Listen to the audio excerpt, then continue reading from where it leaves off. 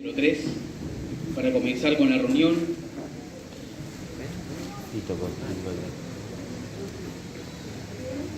Dice la palabra del Señor, Tito capítulo 3, versículo 3. Porque nosotros también éramos en otro tiempo insensatos, rebeldes, extraviados, esclavos de concupiscencias y deleites diversos, viviendo en malicia y envidia, aborrecibles y aborreciéndonos unos a otros. Versículo 4. Pero cuando se manifestó la bondad de Dios, nuestro Salvador, y su amor para con los hombres, nos salvó, no por obras de justicia que nosotros hubiéramos hecho, sino por su misericordia, por el lavamiento de la regeneración y por la renovación del Espíritu Santo, en el cual también derramó en nosotros abundantemente por Jesucristo nuestro Salvador, para que justificados por su gracia, viniésemos a ser herederos conforme a la esperanza de la vida eterna. Oramos, Padre, observando, Señor, las palabras de Pablo a Tito, Señor, nos quedan solamente palabras de gratitud, un corazón agradecido, Señor, por lo que ha sido la salvación a través de la muerte de Jesucristo. Gracias por el Evangelio, Señor, porque en él encontramos no solamente la justificación de nuestras almas, sino también, Señor, una enseñanza de cómo tenemos que vivir, Señor, día a día. Te rogamos, Señor, por aquellos que no han podido confiar en ti, Señor, como su Salvador. Te pedimos, Señor, en este tiempito, Señor, que podamos no solamente comprender tu palabra, sino también, Señor, que podamos ser animados, confrontados, Señor, con ella. En el nombre de tu Hijo oramos. Amén. Ahora podemos tomar asiento. Muchas gracias. Ahora es interesante observar las palabras del apóstol Pablo a Tito.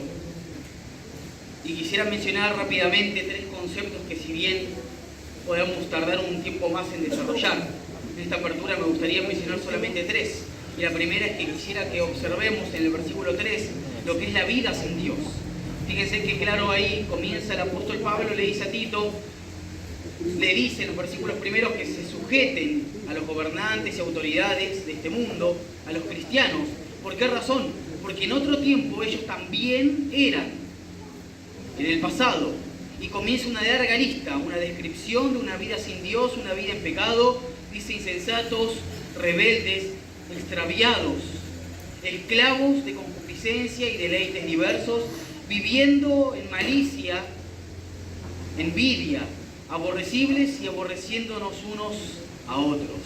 Una larga descripción, una larga lista de cómo vivíamos antes sin Cristo, de cómo vivíamos antes sin Dios.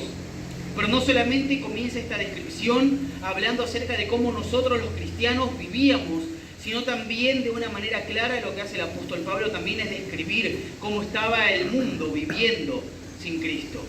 Aquellos que vivían de esta manera claramente tienen que entender que vivían en pecado, desobedeciendo la ley de Dios, viviendo una vida sin Dios, sin Cristo.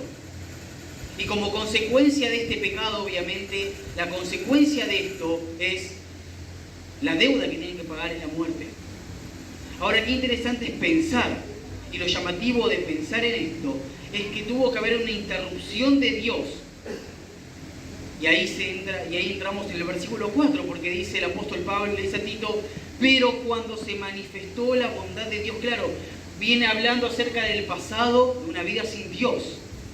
Y cuando comienza a describir el versículo 4, lo interrumpe, hablando acerca de esta interrupción de Dios, hablando de que nosotros no podíamos salir de esta situación, sino que claramente lo tuvo que hacer Dios.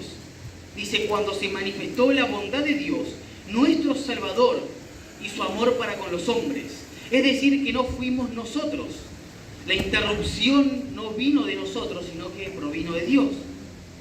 Pero finalmente ahí habla no solamente de una vida sin Dios, sino también habla de la interrupción de Dios, y no finalmente habla de la salvación que provino de Dios.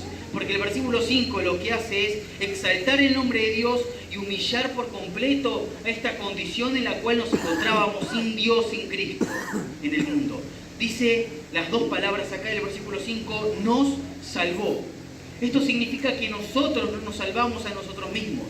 Esto significa que nosotros no tuvimos dentro nuestro la fortaleza necesaria o la capacidad necesaria para poder salir de esta situación, sino que esta salvación provino del versículo 4, del amor y la bondad de Dios nuestro Salvador. Ahora fíjense lo que dice, porque establece acá el apóstol Pablo dos líneas interesantes en cuanto a esta salvación. La primera es una línea negativa, ¿no? Porque dice, nos salvó, no por obras de justicia que nosotros hubiéramos hecho, un aspecto positivo, sino por su misericordia, por la regeneración y por la renovación en el Espíritu Santo. Esto significa que todo cuanto viene de la salvación no proviene de nosotros mismos, sino que proviene del Padre, proviene de Dios, que Él mismo tuvo la iniciativa de salvarnos, de interrumpir esa vida sin Dios y poder aparecer y salvarnos, llamarnos. Es por eso que, claro, ahí el apóstol Pablo dice, nos salvó, no por algo que nosotros hubiéramos hecho digno de ser meritorio, de ser salvo, sino que esa salvación proviene claramente del Padre, de su misericordia, de la regeneración, del nuevo nacimiento y de la renovación en el Espíritu Santo. Ahora, qué impresionante es pensar en este concepto, ¿no? Él nos salvó. No nos salvamos a nosotros mismos. Él nos salvó. Y lo que hace claramente acá el apóstol Pablo en estas palabras que le está diciendo a Tito es no solamente que no nos olvidemos nosotros, los cristianos, de cómo vivíamos y de cómo la gracia y la misericordia del Señor entró en nuestra vida para salvarnos, sino también que lo que está haciendo claramente es que no permitamos que nos olvidemos del Evangelio, sino también que continuemos en esta línea, en esta vida, viviendo conforme al Evangelio. Y si bien el Evangelio es una noticia y las noticias no se viven, nosotros podemos vivir las implicaciones que emanan mismas del Evangelio.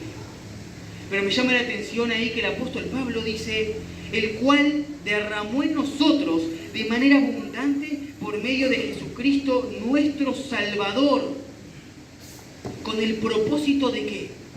Con el propósito de que una vez ya justificados por su gracia,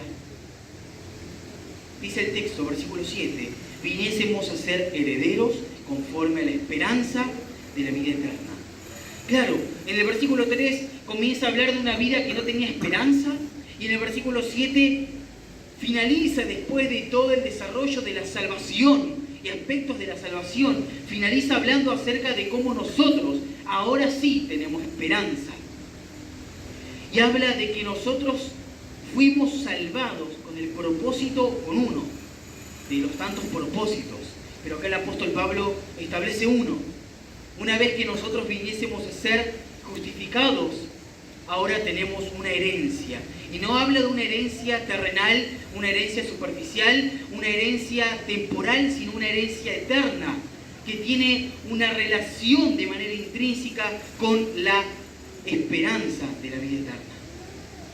Y claro, acá el apóstol Pablo quizás no lo menciona, pero recordamos las palabras de Cristo, cuando dice, y esta es la vida eterna, que te conozcan a ti, al único Dios verdadero. Es decir, que la esperanza del cristiano no es solamente en el futuro, la esperanza de la vida eterna, el día que partamos de esta vida y nos encontremos y comience la vida eterna, sino que según Cristo la vida eterna comienza, dice, esta es la vida eterna. Disfrutamos hoy en el presente de la vida eterna con Cristo. Comenzamos a caminar, obviamente después de la muerte, que partamos, comienza una vida completamente diferente. Pero dice Cristo, no, esta es la vida eterna. En esto consiste la vida eterna. La herencia la vamos a completar y consumar en la glorificación. Pero en el transitar de esta vida, disfrutamos de una vida completamente diferente a la cual vivíamos en el pasado. Insensatos, rebeldes, extraviados, esclavos viviendo una vida aborrecibles y aborreciéndonos unos a otros, completamente diferente. Es impresionante pensar en estas palabras, en las cuales podemos reflexionar en esta mañana, no solamente recordando nuestro pasado, sino atesorando y viviendo hacia el futuro, mirando hacia esa herencia que vamos a poder obtener el día de mañana cuando partamos de esta tierra. Amén. Oramos. Padre,